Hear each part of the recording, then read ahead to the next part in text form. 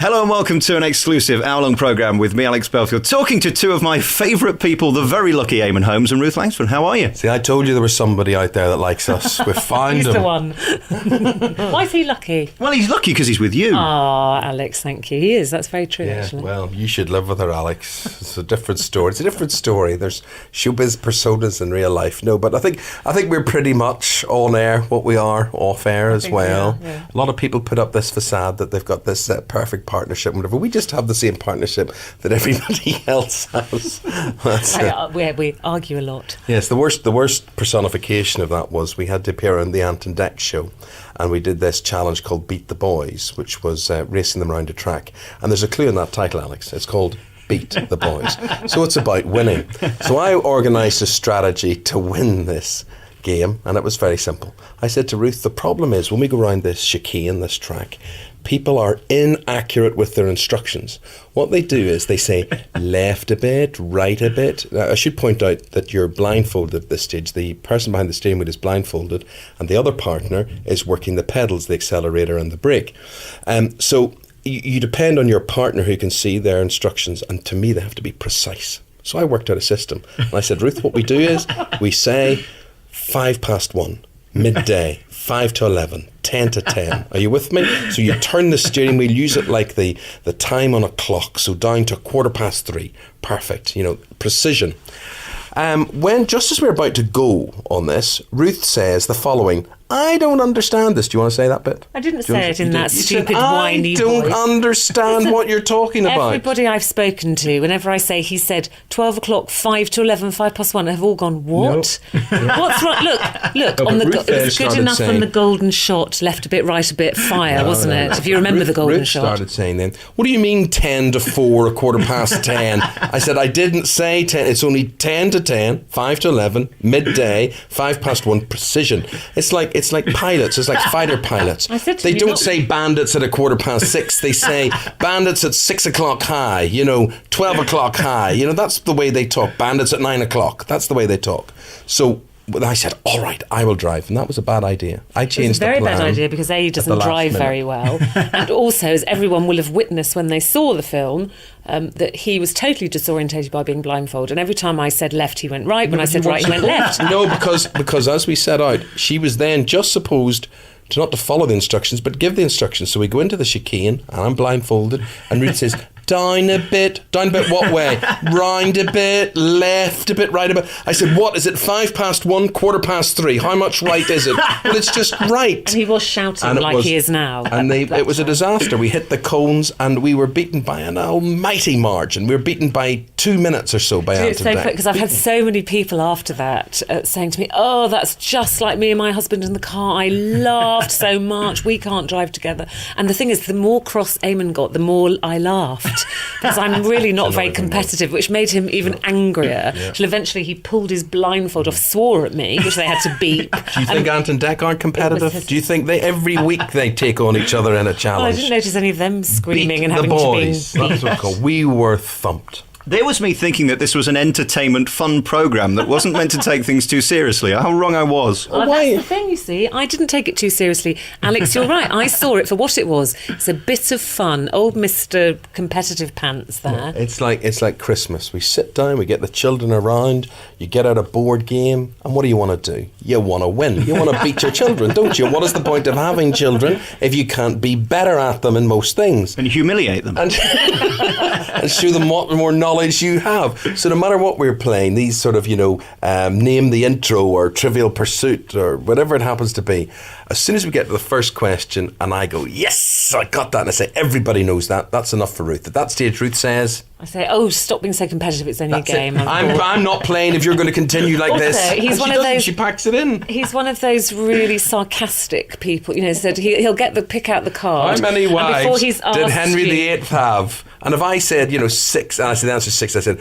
well, everybody knows that. Ruth would go, no. Why does everybody have to know that? But he's one of those really annoying people, as he gets the card, before he's asked the question, he goes, "Oh, this is so easy. Oh, if you don't get this, you must be really stupid." And that you just know what's coming, don't you? I'm not going to get it. That's the tactics. That's me winding you up, which I can do very, very easily. That's true. It's funny. When I was going to start this interview, I was going to describe you as the thinking man's Richard and Judy. I'm not going to go with that anymore after hearing that last 10 minutes. Oh, no, we're more like the Clampetts or something. We are. The Beverly Hillbillies, we are more like, yeah. I think that's what keeps it exciting, you see. Actually, we met Cleo Lane and Johnny Dankworth, who've been married for 50 years, and they did nothing but bicker, but also laughed, you see. And I think that if you've got the laughter there as well, which we do have, darling, don't we? We do. We laugh a lot in the bedroom, we do. I do anyway, yeah. I laugh a lot in the bedroom. We'll get into that a bit later. Ruth, what's it like being with a man who, let's face it, is struggling and can't get work at the moment? I know. Well, that's why I have to go out to work, Alex, you see, because left to Eamonn, we'd be on the streets and penniless. It's actually a myth that he works all the time. I think what happens is sometimes he's done programmes that might have been recorded, and they're sometimes shown at the same time that he might be doing another live show. So there is this kind of misapprehension that Eamonn is, works 7 days a week. He's not. I've spotted a gap in the market, basically. That's what it is. I quite like it. It gets him out of the house. I just do it cheaper than anybody else. That's really... I mean, you really have mastered the art of being taken seriously and being funny at the same time. There aren't many people who could do a serious news programme for 3 hours in the morning and then come straight to this morning to be fun and entertaining and the housewife's favourite. Well, that's very kind of you to say that, and I do see that as something, as a mission. Television is the most easy way to make your living that there could ever possibly be, and it's full of people who want to make it difficult. And it's true, and it's full of people who try and make out they are some sort of superior being. We're on television, therefore we're superior to you people who are watching us. I'm not. I am just very, very lucky, and I'm laughing at it the whole way through. Now, you because it's news, why can't you laugh at news sometimes instead of doing it in that sort of way that often people do it? It's like your embarrassing uncle dancing at the wedding or whatever, and they say, "And now for a funny bit on the news." Or people who read the sport. People who read the sport say, "In cricket, England were beaten in the test today," and they're smiling. I want to slap them. You want to slap them. There's a time to laugh or there's a time to smile, but sport isn't funny. Sport's very serious. I don't see sport as a place to be funny. Or the weather. Why do people laugh when they do the weather? Oh, the weather, what a drill, whatever. But there are other things. Why can't we laugh at politics? I mean, that's the funniest of the lot, that is. Why don't we laugh at that instead of sport? But I do think that the reason people don't laugh at a lot of items is they don't have the confidence to laugh. Now, you are very... Eamonn is very audacious. He's very cheeky, mischievous. And, there are things that he says. He asked Cleo Lane if it was her own hair. You asked her if it was her own hair. Well, people want to know that. People are looking at Cleo Lane and they're saying, she's had that hair for years. Is that hers? Is that out of a box? But it looks different. But that's why Eamonn's so brilliant, because I would probably be thinking that, but I think, I can't ask that. I might offend her. But he asks it, and he's just kind of got that Irish charm that he gets away with things that some of us I don't mean it in a wicked way. I do mean it just in a curious way. And I'm genuinely, I am a nosy person, and I am curious, and there would be no point doing the job that I do if you weren't nosy about people, and again in a nice way. I mean, as a journalist, I couldn't be a horrible, wicked, person that sort of goes through people's bins and picks the most horrible things about people. That's not the type of journalism I want. People know if you're asking them a tough question, or if you're being judgmental with them, or if you're on their side or whatever. And I'm interested in my job, and I like doing it. Most journalists, when things go wrong, like the auto cue, they fall to the floor and don't know how to react. Whereas you, because of the other skill, just put your hands up and go, all right, and get out of it, which is much more comfortable for the viewer. I absolutely agree with you. I think you've got to stand up, and it's this whole discussion about transparency now in broadcasting, whether you go with viewers' votes and name the cat or the dog the name that the viewers have decided, or you make one up for fun or whatever.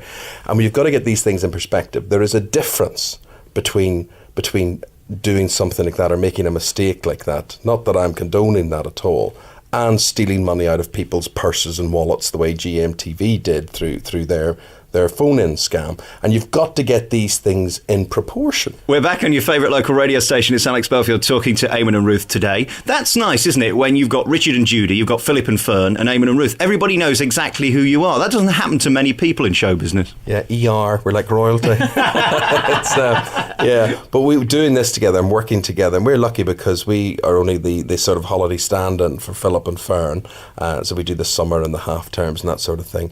And quite frankly, that is enough. That's the way you want to do it. It's given us huge respect for Richard and Judy, who would have to do this all the time and then go home and live with each other as a result. There's a big difference, but co-presenting is hard enough to kind of chemistry. You look at Fern and Philip, and they've got this great chemistry as mates.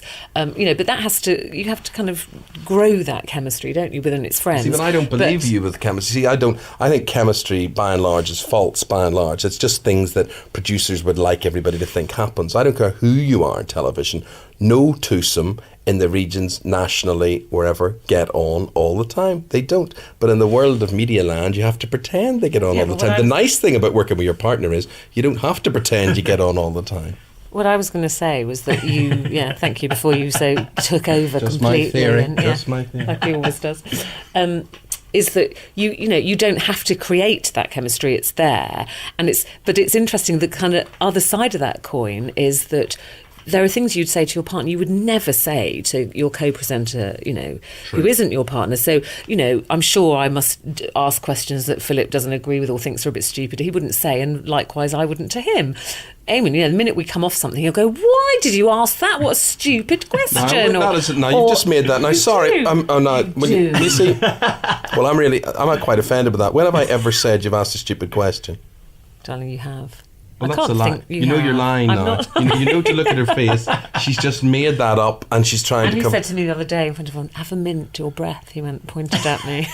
Yes, your normal co-presenter wouldn't say things like that. Well, all I ever am, I'm constructive with you in terms of interviewing. That's what it is. I get the feeling when you go home, does he train you how to be a better interviewer, journalist, and person generally? Well, actually, he does, because he's the most fantastic journalist interviewer. No, seriously, I am being. Can I be serious now? This is honestly true. Don't be nice about him. He's just sat here insulting you for the last 20 minutes. Nice about him, I build her up all the time. I am that's the myth. I do learn an awful lot from working with him, because I do think he is a superb broadcaster. I watch and learn, and there are things, interviews that we do, I think, I wish I'd have thought of that ending, or wish I'd thought of that question. So I do learn a lot from him, and if he wasn't my partner, I would work happily with him and we'd never have a crossword, because I think he's fantastic and brilliant at his job. All we argue about is the kind of things that other couples argue about all the time, or say, "I don't like that shirt on you. Why did you wear that? You look fat," or, And you also have got to accept that different people do things different ways. Ruth and I are just completely different types of broadcasters, so I would never try to impose the way I do on her. If she ever asked me for guidance, I would give her guidance, but you can't impose anything on Ruth, because Ruth doesn't like being told to do anything. Is that fair enough? That's absolutely 100% correct. Marvellous. We agree on something. My perception is, and I know nothing about anything, is that you've either got it or you haven't with TV and radio, probably. You've either got an interest in people and an ability to communicate naturally, or you're one of those people that needs a list of questions. And I do see it on all different programmes. But to be fair, I would always have, if you came and looked at my script, I don't have questions, but I might have bullet points just to remind me. So, I can look down and go 50th anniversary, new CD, daughters in hospital or something, just to remind you. It doesn't mean you've written a question. We certainly don't have questions written for us on This Morning, and it is very much a conversation. You have to budget in fear. You see, fear. Once you go into studio and you get panicky and your heart rate rises and your mouth dries and some things go wrong and the running order's changing, that's when you forget. Also age, when you get to my stage, you forget. I forget people's names all the time. I do have to write out people's names, Alex, sorry, at the top of the page. So sometimes you've got to budget in the fear factor as well. So it's good to put points down. But I think as well, if you are genuinely, I watch and read everything. Again, Ruth and I would be different from this. She would say to me, "What are you watching that old black and white documentary for? What are you reading that for? What are you doing that for?" But I find the more knowledge that I absorb, the easier my job is. And I think you would see that. But you'd say to me after something, how did you know that? How did you know? And I don't know how I know it. I know it from somewhere. But we are very different because, I read all the briefs and I do all my homework and things because I think, to me, I feel informed. Whether I use any of that or even go, but, I've read, they started out in theatre and they did this, and Eamonn will come straight in with a much more kind of current question. But I feel happier that I know the other stuff if it came up. Half the time I you would don't look at the use other it. stuff and say you don't need to know all that. So what you need to know is what this person is doing this week or where they're at the moment. And so it's different ways of approaching it. But the lovely thing about having a partner who approaches things in a different way that you do is when you have an off day, they're in there to fill the gap. And and hopefully that's what it's about at the end of the day. It's like kind of driving the car and sometimes you take a back seat. Let's not go back there again. Let's not get into that. Yeah. We can't. We're so bad in the car together. When we're doing this morning, we can't share a car. So we're coming from the same house. We did it once. This is honestly true. We did it once, and Eamonn said to me, "What time do we have to leave?" And I said, 7:15. He went, "What? That's too early." I said, "Look, 7:15, 7 o'clock at the absolute latest, Eamonn. I need to be there for 8. 7 o'clock. I'm pacing around down the hall, thinking, where is he? Went up. He's in the bath. Actually, still in the bath. So of course I go mad. We have a row. Get into the car. He wants the air conditioning on at -30. He's got that talk sport radio. Radio 5 on. Yes. I listen to the news and sport. And you I like want to quiet because I'm reading my briefs as I do. It was a disaster, absolute disaster. And I said never again. So we come in separate cars now. It's amazing how you're even still together, isn't it? No. Two things you said from that last conversation about the interviewing side. I think it's a great skill to have an earpiece, a producer, a stage manager, 16 cameras looking in the right one, and not be distracted and make it look as if the only person around you is the person you're interviewing. I didn't find it easy to start with. When I was, very, very young, I was a newsreader when I started. I found that very distracting.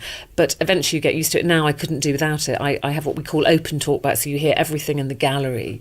Because to me, you are then across a problem before it happens.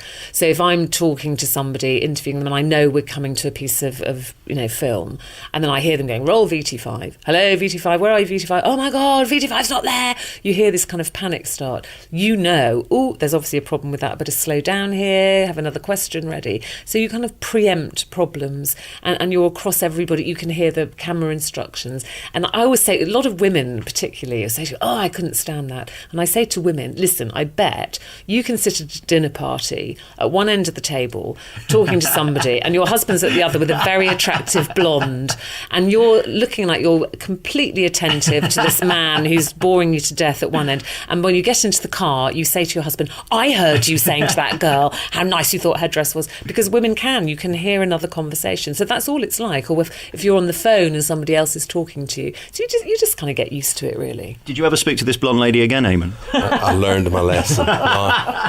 Once bitten, twice shy. Your schedule's interesting, Eamonn, because, for example, this morning, when we're taping this today, you did Sky News this morning for 3 hours, then you come to do This Morning, then you've got radio shows and columns and all other things going on.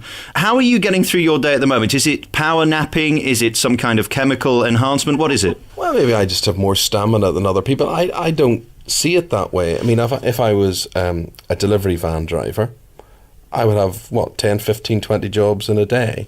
I tend to count my lucky stars. I don't see my jobs any different than that. I move on from one thing to the next. I certainly was heavily influenced by the job that my father did, and he was a carpet fitter. He was very, very good at it, and he would bring us out. He had 5 sons, and we would help him or try to help him, but I was a complete inconvenience. I was the only son who couldn't actually do it, and it was very hard manual work. And when people say to me, you work hard, I think of my dad or my brothers, and I think, I don't work hard. I don't work hard at all. All I do, I remember one of my children once was at school, and they were 5 years of age, and the teacher said, now today we're going to write about what your daddy does for work. And all the kids were writing about their dads. My son Niall just wrote, my dad talks to people. And he came home and the teacher said, you've got to write more than that. And Niall said to me, well, Daddy, what do you do? And I said, son, I just talk to people. That's all I do. And that's hardly hard work. My mother tells her friends that I answer phones for a living, so they probably think I work in the BT call centre or something. Are you equally as busy? Do you ever run into each other at home? Yes, we do occasionally. We bump into each other, don't we? He's watching a black and white movie somewhere, and I'm next door doing Coronation Street. No, I have a really lovely balance. I'm very, very lucky. I have a very nice balance of work and being a mum. Jack is only nearly 6, 5.5, 6. So I don't want full-time work. I don't want to be out of the house all the time. So with this morning and my other bits and bobs, I keep it to a minimum, really, because then I can go home and do all the mummy stuff. Taught Jack to ride his bike without his stabilisers recently, which was fantastic, and I wouldn't have wanted to miss that moment. So, I do what comes along that I need to do, and I don't go looking for anything else. I'm very happy with what I'm doing now. Probably what I'm about to say is a bit disparaging, and I don't mean it to be, but I think you've got it harder than Eamonn in a sense that for a lady to get work seems to be almost impossible because there aren't that many really good, consistent female presenters. Thank God for it. Long may it continue. I think there is definitely some ageism in terms of women getting work in TV. I think there's actually not a lot of jobs out there. I think people think that there are loads and loads of jobs. There are very few. You would sit and say the type of job someone like Ruth would do. This Morning, Loose Women. You don't present kids' TV. You can't do pop. You can't do, well, there might be cookery programs, but actually there's probably the same 100 presenters or so that are churned around through all the stations, terrestrial and satellite. But of those 100, there's only about 5 or 6 that seem to be in great prominence. If you look at Fern, for example, she'll do This Morning and then you'll see her doing a big award ceremony or a special. Why is that? Well, A, because she's very good at it, which is why she's stayed around for so long. Also, I do think often producers and things are very lazy. They just see one person and they just keep employing them because they can't be bothered to look for new faces. I think people don't take a risk anymore like they used to. When I started in television, I worked, I was a backroom girl. I had absolutely no experience at all. And the head of presentation when I worked in the West Country, he took a big risk with me and said, I like that girl. I think she's got something. Yeah, but let me tell you something else. When you're working with a multi-million-pound budget and you've got a deadline of 1 or 2 days and you're doing a live show, you don't want to take a risk with anybody. You want to pay the money for the person who's going to do the job, or else your head would roll. So there's big pressure on the production teams and on the networks to produce ratings. So it's a combination of a familiar face that the public knows, somebody, a steady pair of hands who can do certain things, and often you'll not take the risk with a new face unless it is a recorded programme. And that you can tailor them within that. So presumably there's so much invested that they can't take a risk. Yes, I suppose so. And I do think that there is definitely an upper age limit for women now, and we're all kind of shifted sideways when we get to a certain age. And I think men kind of get away with a few more years, particularly in news and things. You kind of got news babes now, and once you're over a certain age, you're just kind of sent off somewhere. And the men stay around. They can be grey-haired with a paunch, and they still carry on. So I do think there's a little bit of ageism when it comes to women in television. I know you're shaking your head, but I look at American news, and I don't particularly like American news, but they do seem to employ the Barbara Walters, the older kind of anchors who are loved and respected. Yes. There aren't many people actually over 40, are they, doing the news? You've got John Suchet, you'll have a lot of ladies that I work with at Sky who I'm too gallant to name. I think it's not a question really of age, it's a question of ability. If you're good enough, you'll be around enough. This business doesn't owe anybody a living, and this gets back to people say about me working all the time. A lot of people sit back and they say, I've got one job and that's what I do, and they expect to be there forever. When that one job goes, good luck to you. When my one job goes, I've got 4 others I'm going to jump back on. That would just be me, and that would be business sense. If you were making screws in a factory or you were producing eggs or whatever, you would have more than one supplier. And that is just business sense. And I think a lot of people come into this idea, they go in with the stardom as opposed to the work. They come in and they say, I'm going to be famous, I'm on TV, therefore I'm now owed a living. You are not. If you think it's hard getting into broadcast, it is harder staying there. And I think something you said last time as well, and Dale Winton said the same, you're quite smart that you've got your day job with the news that you do on the background that a lot of people watch, but it's a kind of different audience to your Saturday night 8 o'clock. But your time is only limited there, it changes. I would love to be on the golf course, I'd love to be in the gym, I'd love to be in the cinema doing things, lying on a sunbed somewhere. That would all be very, very nice. But if you ask me why I've lasted 27 years, it hasn't been for my fantastic looks or your ability in one certain area. It's because love many, trust few, and be adaptable and be varied. And it pays dividends. I like that. Love many, trust few, says Eamonn Holmes. I like that. I'll remember that one. Before we go, you mentioned earlier about this trust thing with TV now. It's not in a very good place, as radio isn't either. From my point of view, I have to now make it absolutely clear that we're not live when this is going out, because I'm at This Morning with you today and we're not really there. It's ridiculous. You see, no member of the public, that is idiots who are in charge, actually treating the public like complete morons. So the rules are there to be interpreted, not to be implemented fully. It's a nonsense. People really don't care whether the interview is recorded or not. There's lots of things. When you go to a movie, you don't want to know, is that a special effect or not? You may be curious about it, but you're not going to walk out and say, do you know, that mummy film, that wasn't really the pyramids in the background. They were cartoon versions. Well, blow me over. So listen, as I said before, there is a difference between stealing money from people and creating and getting into production. And I think a lot of people in broadcast need to wise up about this, because the public aren't stupid. People have their own video cameras. People now can make their own films. People are so literate with their video phones and all sorts of things now. People know what editing is about. All people want is a good show. They don't care about anything else. Is it good? Is it bad? And as long as you're not in a criminal way deceiving people, that's where you've got to draw the line. If this was a bank that took £8 million, for example, from its customers, wouldn't somebody go to prison at this point? I suppose they would, yes, and there are investigations obviously raging in TV at the moment. I think it's a great shame, because there are, a lot of programmes who've come out of this clean. I have to say, This Morning being one of them. We were investigated like everybody else, and we run a lot of competitions, and we came out of that absolutely fine. And it has it's definitely tainted people's perception when there's a competition running, and I think that's a shame. Like Eamonn said, there's a huge difference between saying, look, we recorded this earlier, who cares, as he said, as long as it's a good interview and it's a fun programme, to actually telling people, phone in and you can win this, and they've already picked their winner.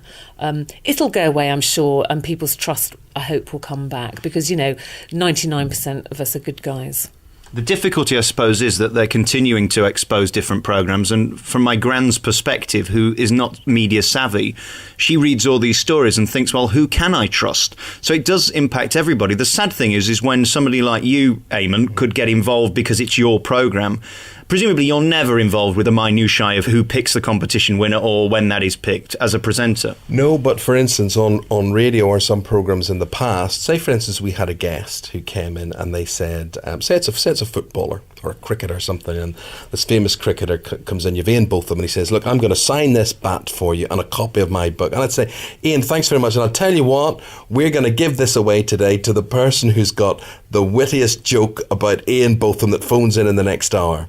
Now, the whole problem is what is the wittiest joke? Now I have to have a panel from the United Nations gathered round, and we have to count the votes and do this, and it all has to be adjudicated on, as opposed to be said, you know what, the one that really tickles me is this one here. Can't do that now. But that's a nonsense. People don't care. It's Ian Botham's bat and a book. It's a bit of fun, and we've given it to someone who's given us a laugh that day. Thank you and goodbye.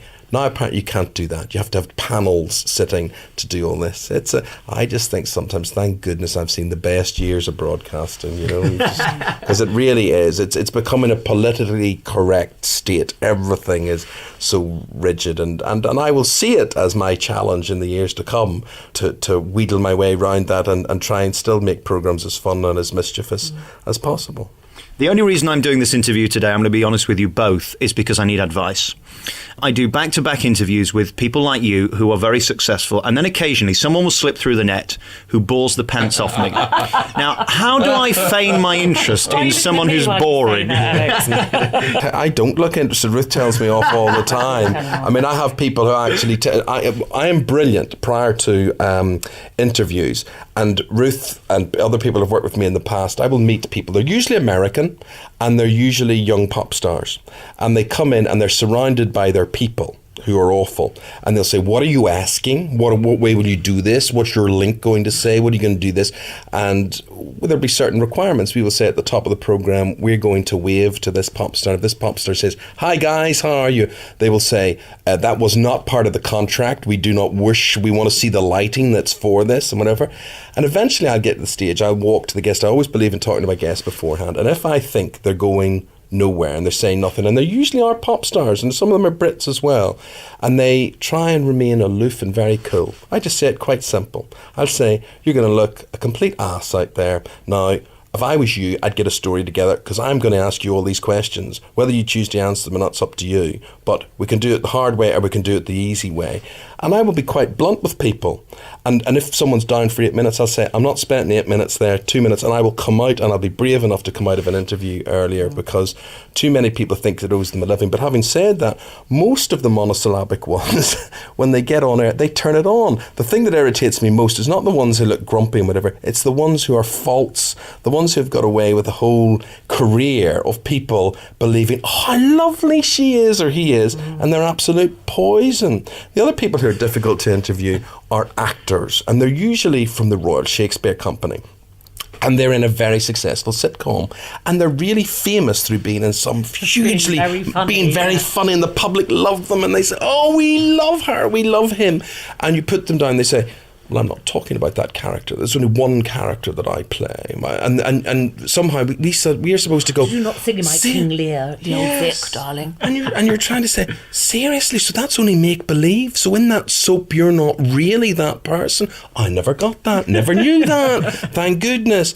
And they are the ones who don't play along with the game as well. That's difficult, but that's part of the challenge of what you do, and you try. And the other thing is, sometimes people are just nervous and very, very frightened, and it's your job to bring the best out of them. Like Eamonn said, I don't like precious people, and he's probably quite right. A lot of them are pop stars, and I think a lot of that is the people around them. Often it's not. And they're all here today, gone tomorrow. Yeah, it's not. I mean, the amount that I could tell you about over the past 10, 12 years, who had a one-hit wonder, and then they made the mistake of having separate dressing rooms and limousines bringing them here and there, whatever, and their record company drops them like that, and then they beg to get on programmes, and that's it. It's the entourage they often have with them as well. It's quite ridiculous.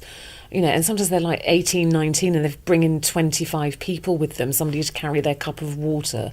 I have to say, I do want to slap them sometimes and say, for goodness sake. So I don't like preciousness. Do you know what? I can forgive people for being boring, because somebody else, my boring is somebody else is very interested. Right. So I would be completely professional. I might inside. Many people are bored listening to this. Yeah, exactly. And Alex is being professional. He's nodding. He's got that face as if I'm really, really interesting. And that's what you do, don't you? You're professional, getting paid. That's what we're there for. I'm not hearing a word you're saying. I'm just nodding, that's all. He's thinking of someone else completely. I didn't even know you were Ruth till you sat down. I was expecting Fiona Phillips or somebody. The only time it's happened to me is when I did somebody from Neighbours who's now in Emmerdale, and she said, under no circumstances mention Neighbours. And I just said, well, excuse me, what do you suggest I talk about? Because I don't know anything else about you. That's all you've done.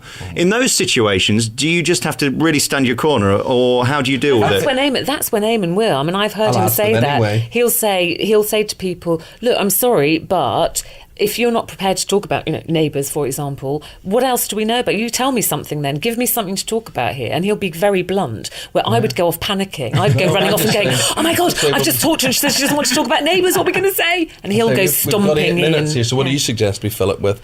And, I understand what I don't like is people make mistakes in their personal life. And because they've done that, it doesn't mean we always have the right to know about everybody's personal life, or the intricacies, or the pain, or the hurt that surrounds their family. And I'm respectful towards that. So I think sometimes there are legitimate times when you can talk about those things, and there's times when you don't have to talk about those things. And so from that point of view, I don't necessarily have to know the minutiae of everybody's life or their mistakes that they've made. But I think you want to celebrate or be curious about why they do what they do. And I think what you don't want to do is the interview everybody else has done. You want to find out things that other people don't know about the guests. I think people have an absolute right to say, I don't want to talk about my private life, even if it's been in the papers. And I think sometimes there are episodes in people's life that they want to draw a line under, and you think everybody deserves a second chance, let's move on. But I think it's ridiculous when somebody, you know, who we know for either being in, you know, a magazine or being in a certain soap, then says, I don't really want to talk about that. And you go, well, do you know what? That's what people know you for. They don't know you for saving lives. You know, that's what you're known for being in a soap, and that's what you're here to talk about. So they can be tricky. Yeah. It's the ones who go to the West End after being 5 years in a soap, and they say, I don't want, as you say, they don't want to talk about the soap, but I want to talk about the West End. And I said, well, if I live in Aberdeen, or if I'm in Londonderry, or if I live in Swansea or Plymouth or Norwich, I'm probably not going to this thing in the West End. I don't even know where the West End is. So the only thing I know about is you in Emmerdale or you in Coronation Street or whatever.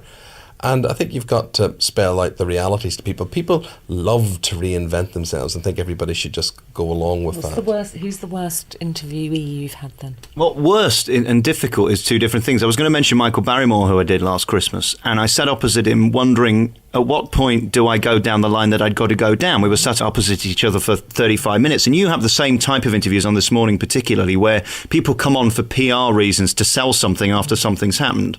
He was very gracious and answered my questions, but do you have that understanding before you start? I will be quite straight with people. I would say, I'm going to ask you about this. I don't like the sly ones. I don't like people who look at you, who would be interviewing me and be all smiley and nice and then knife you in the stomach as you're sitting there. I think people deserve to know what's coming their way. And also why broadcast is much more truthful than print.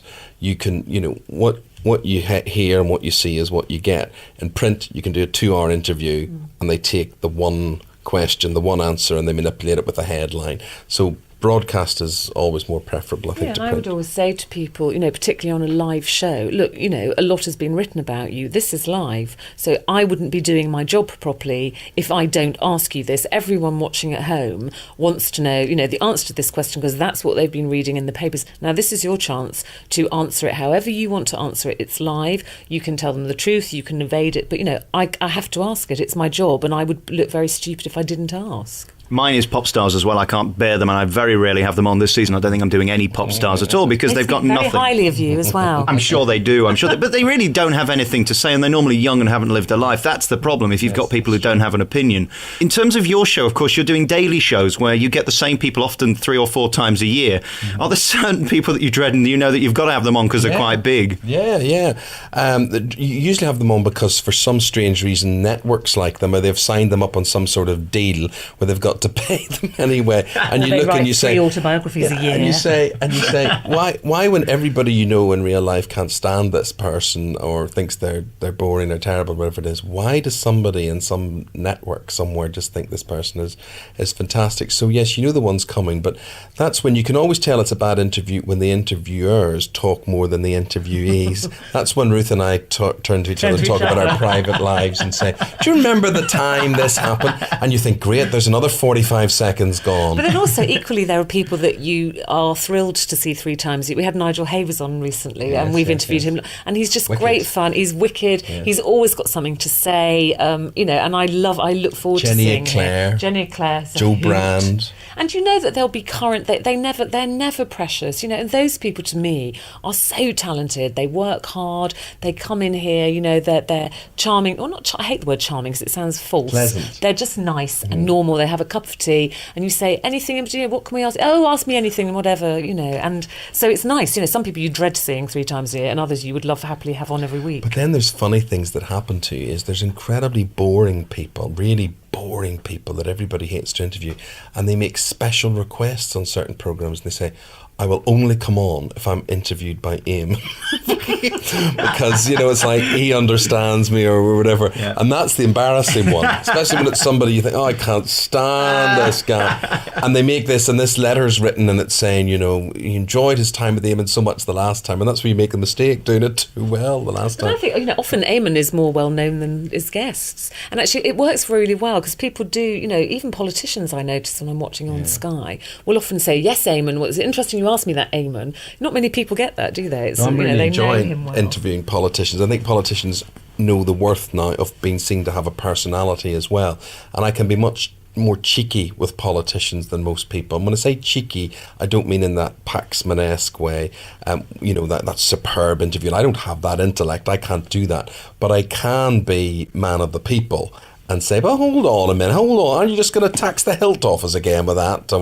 And it's... You asked Tony Blair if he'd been on a sunbed. I did. And I asked him, I said, Prime Minister, I said, the thing above all the nation wants to know is the hair this week. Where have you got it done this week? He had it coiffured in a particular way. But he, in fairness to him, he's very game for it. Gordon Brown's very game for it. William Hague's very game for it. David Cameron's very game for it. And I think people want to see the more human side of these guys, and they realise that politics, unfortunately, for most people, is a switch off. A man in a suit is a switch off when it comes on the telly. So the more entertaining you can make that, the better. But all interviews, all television should be there simply to inform, to educate, and to entertain. Those old-fashioned Reithian principles. And if you can do that, whether it's a kids program, whether it's an adults program, whether it's pop, whether it's science, whether it's motoring, you won't go far wrong. Jane Collins was on this morning a few weeks ago, and she said she'd come on when she knew it was Eamonn. She'd said no originally. Yeah, she does. Joan is very, very good. Now, she is. A lot of people may not look forward to interviewing Joan because she's a woman. She has her standards, and she's really good. She's one of the people that would say she would come on my radio show, she would do various things, and I'm very chuffed. She enjoys things because we talk about all sorts of things. We talk about her playing volleyball at school and school athletics and all sorts of things that she did. And I also, through watching those old black and white movies and things, know movies that most people don't know that she was ever in. And she has worked with some amazing people. No matter what you think of her individually, she has rubbed shoulders with every big name there has been. And she did look amazing, didn't she? She looked and amazing. She has tremendous value, and she's very opinionated.